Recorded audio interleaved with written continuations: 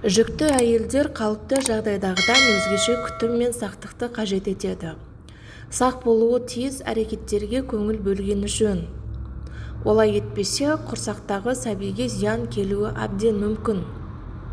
Сіздердің назарларыңызға жүкті әйелдердің жасауларына болмайтын іс-әрекеттерді ұсынамыз.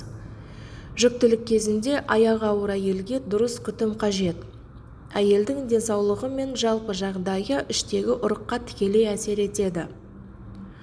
Сәбидің дені сау болып туылуы үшін қандай әрекеттерді істемеу керектігін айта кетейік. Темекі шегу. Темекі шегудің зияны әйелдің денсаулығына ғана емес, іштегі сәбидің денсаулығына кері әсерін тигізеді. Сәби туа бітті ауру болады, денсаулығы нашар болады, тіпті өлі туылатын да кездері болады. Алкогольді ішімдіктер. Құрамында спиртті қоспалары бар ішімдіктердің зияны дені сау адам үшін де аз емес. Ал іштегі шаранаға тигізер зиянын айтпаса да түсінікті. Ішімдіктерді тек жүктілік кезінде емес, оның алдында да ішетін ер мен әйелдің балаларының денсаулығында қандай да бір кемістік болады. Өйткені қанға сіңген улы заттар еркектің аталық безіндегі ұрықта да болады. Сол ұрық ананың бойынан өтіп, одан бала дами бастайды. Аздаған мөлшердегі алкогольдің өз жатырдағы баланың дамуына зиянын тигізе алады. Кофе мен кола. Кофенің құрамында кофеин заты мол. Кофені көп мөлшерде пайдалану түсік тастауға алып келуі ықтимал. Немесе баланың салмағы жетіспей туылады.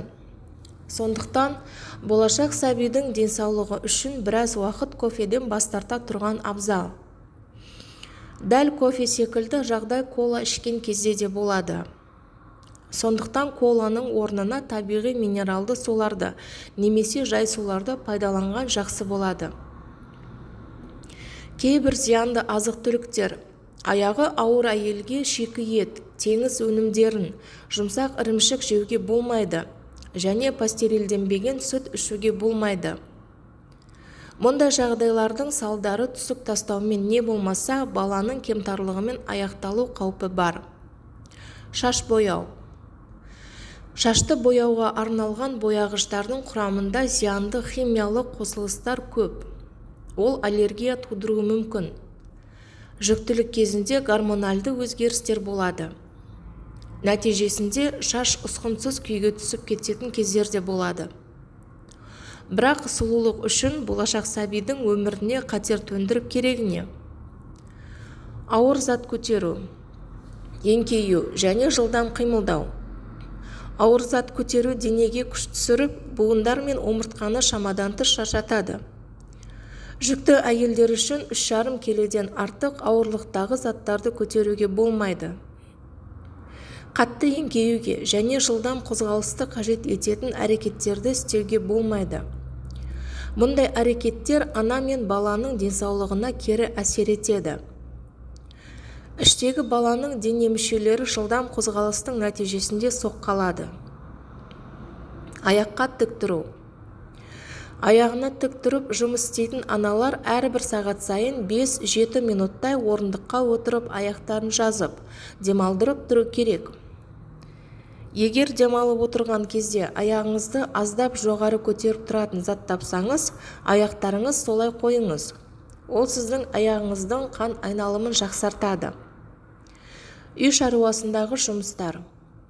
Үй шаруасының жұмыстары көп жағдайларда әйелдің мойнына артылатыны белгілі, әсіресе ауылды жерлерде. Бірақ аяғы ауырлаған әйелге мұндай істерден алшақ болғанның пайдасы зор. Малға қарау, сиыр, бие сау секілді жұмыстардан босасаңыз, болашақ сәби үшін жақсы болады. Әрбір үйдің ішіндегі тазалық жұмыстары кезінде жүкті әйелдерге химиялық қосылыстардан тұратын тазалағыш заттармен ұзақ уақыт жұмыс істеуге болмайды. Қалай дегенмен де ондай заттардың кері әсері іштегі балаға зияны тиеді. Міне қыздар, өзіңіздің де, сәбиіңіздің де денсаулығы өз қолдарыңызда.